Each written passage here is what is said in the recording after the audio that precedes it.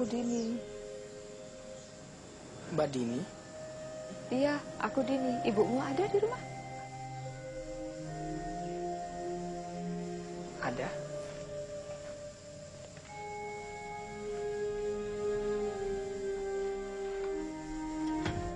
Bu, Mbak Dini datang. Dini. Boleh.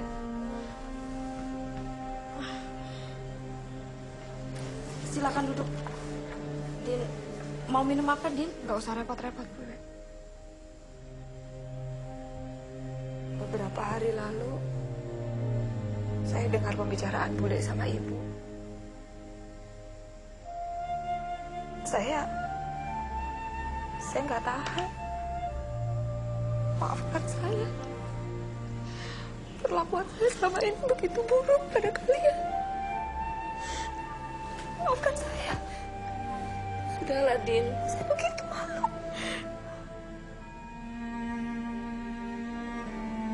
Aku mohon maafkan aku. Atas semua hal yang buruk yang pernah aku lakukan pada kalian. Aku mohon maafkan aku. Aku menyesal. Sudahlah, Din. Bunda sudah memaafkan.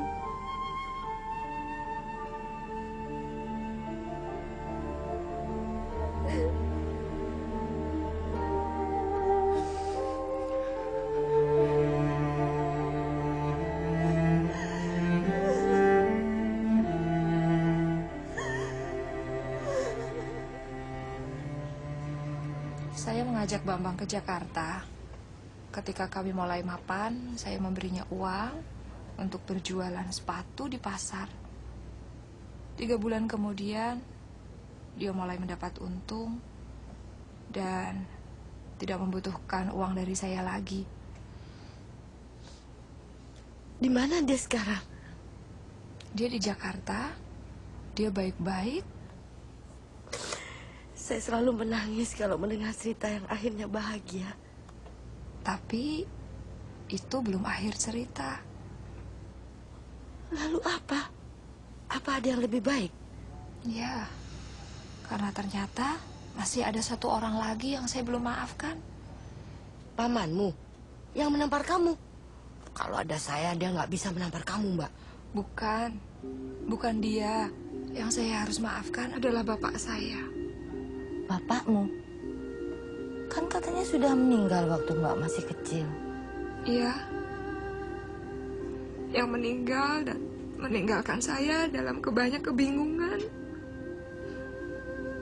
Yang meninggalkan saya dengan banyak kepahitan. Yang mengharuskan saya cari jalan keluar sendiri. Dan sekarang Mbak sudah memaafkannya. Kapan hal itu terjadi? Baru saja.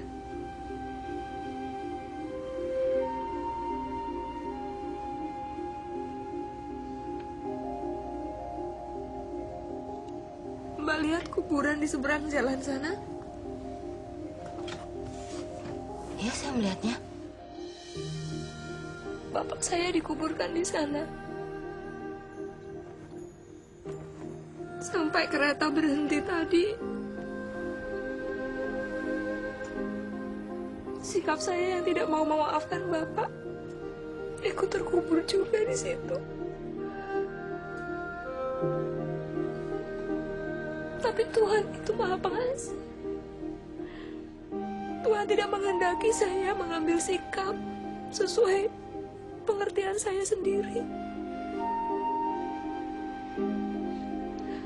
Tuhan berkata kalau kita ingin dosa kita diampuni, kita juga harus memaafkan orang-orang yang bersalah pada kita.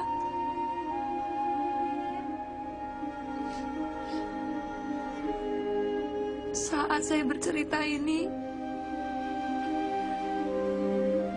saya ingat betapa sebenarnya saya sangat mencintai bapak saya. Dan bapak juga mencintai saya. Kami punya masa-masa yang indah. masa-masa yang manis untuk diingat. Sepertinya kereta ini berhenti hanya untuk kamu, Mbak. Saya juga berpikir begitu. Sepertinya Mbak seakan sangat mengenal Tuhan. Dan seolah-olah Tuhan itu sahabat Mbak. Tuhan berkata agar aku mengikut Dia. Saya nggak selalu tahu kemana Tuhan membawa saya.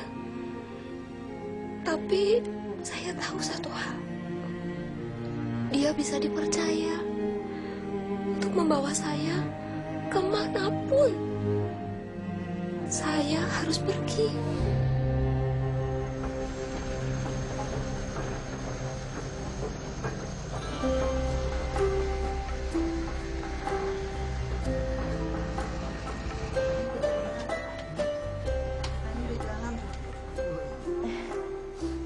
Akhirnya jalan juga, Mbak.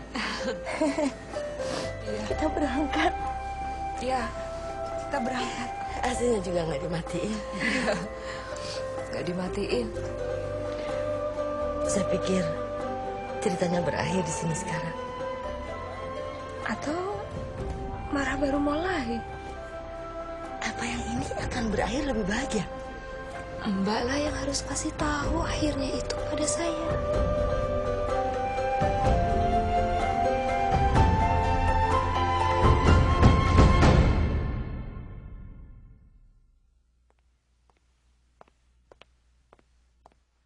Ketika orang yang kita hormati mengecewakan kita, kita merasa kecewa.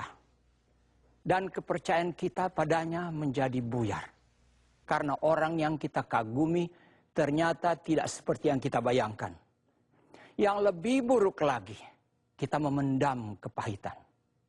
Semakin penting orang itu dalam kehidupan kita, semakin besar jadinya kekecewaan itu. Dini yang kala itu masih muda, merasionalisasikan bahwa ia punya hak untuk marah dan menjadi pahit.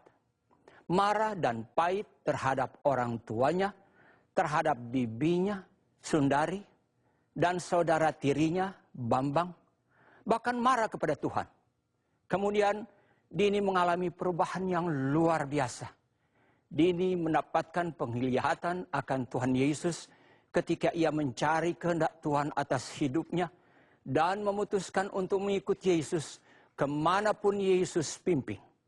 Dengan cara yang tidak kita mengerti sebagai manusia, Yesus menembus dinding kamar tidurnya, mengelurkan tangannya kepada Dini dan berkata, "Ikutlah aku."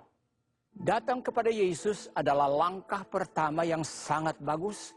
Tetapi seperti kehidupan nyata yang Dini ceritakan kepada kita, kehidupan kita di bumi adalah perjalanan yang berliku-liku dan penuh dengan belokan, pemberhentian di luar jadwal, dan banyak pelajaran di sepanjang jalan.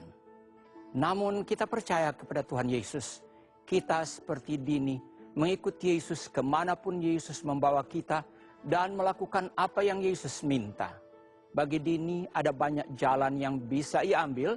Semakin ia bertumbuh dalam perjalanan kekristenannya, Dini menyadari bahwa ada satu jalan yang perlu dilaluinya seutuhnya, yaitu jalan pengampunan.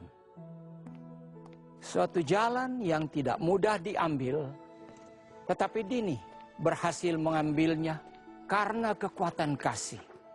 Bukan sembarang kasih, tetapi kasih yang datang dari Tuhan. Kasih yang tidak bersyarat. Rasul Paulus menulis di 1 Korintus pasal 13 tentang kasih. Ia berkata bahwa kasih itu sabar dan murah hati. Kasih tidak pemarah dan tidak menyimpan kesalahan orang lain.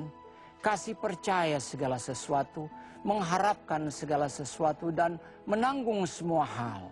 Itulah kasih yang tidak pernah gagal. Kasih yang Dini selalu cari, bahkan ketika ia memberontak dan terhilang. Ini adalah kasih yang ia perlukan untuk mampu menahan penolakan dari keluarganya.